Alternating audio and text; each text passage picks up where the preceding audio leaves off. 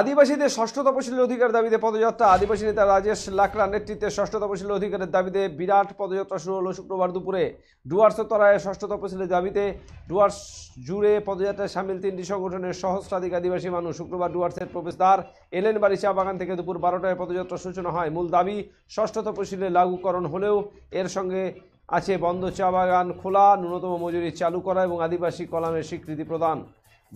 ভারতীয় মূল নিবাসী আদিবাসী বিকাশ পরিষদ, আদিবাসী গ্রামসভা উত্তরবঙ্গ আদিবাসী বিকাশ পরিষদ নামে 3টি সংগঠনের নেতৃত্বে জাতীয় সড়ক ধরে পদযাত্রা শুরু হয়। আদিবাসীদের ঐতিহ্যবাহী পোশাকে সুসজ্জিত হয়ে মহিলারা পদযাত্রায় সামিল হন। পুরুষদের হাতে ছিল বীরত্বের প্রতীক তীর ধনুক। পদযাত্রার সামনে ছিলেন আদিবাসী বিকাশ পরিষদের সভাপতি রাজেশ লাকড়া, আদিবাসী গ্রামসভার নেতা চন্দন লোহার।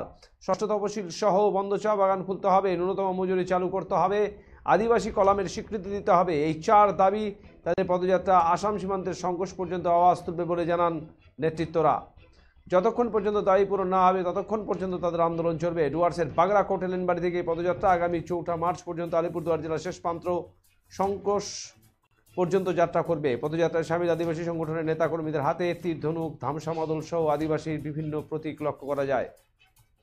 এদিন রাজেশ লাকড়া দাবি করেন আদিবাসীরা ইংরেজ শাসনকাল থেকে বঞ্চনার শিকার, সেই সঙ্গে ভারতের স্বাধীনতা আন্দোলনে সামিল ছিল, কিন্তু স্বাধীনতার পর আদিবাসীদের জন্য শিডিউল ডিস্ট্রিক্ট ঘোষণা করা হয় যা ষষ্ঠ তপশিল বলে পরিচিত। কিন্তু সেই অধিকারের দাবিতে তারা তীর ধনুক নাগরা তাদের সংস্কৃতি তুলে ধরে আন্দোলনে নেমেছেন।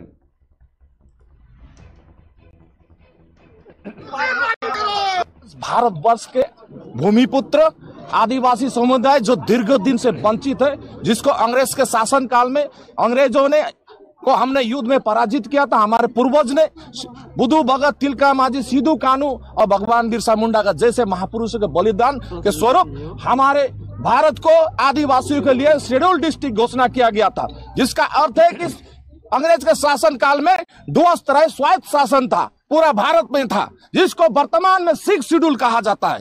वो 6 शेड्यूल के दावी पर आज डुअर्स तराई के हजारों आदिवासी बहन भाई छोटे बच्चे सब अपना अधिकार के लिए आज रास्ता में पहला 1 दिन से लेकर हम लोग 4 तारीख तक आज हम लोग लगातार यात्रा कर रहे हैं। और इस यात्रा में आदिवासी समुदाय लाखों जुटेंगे।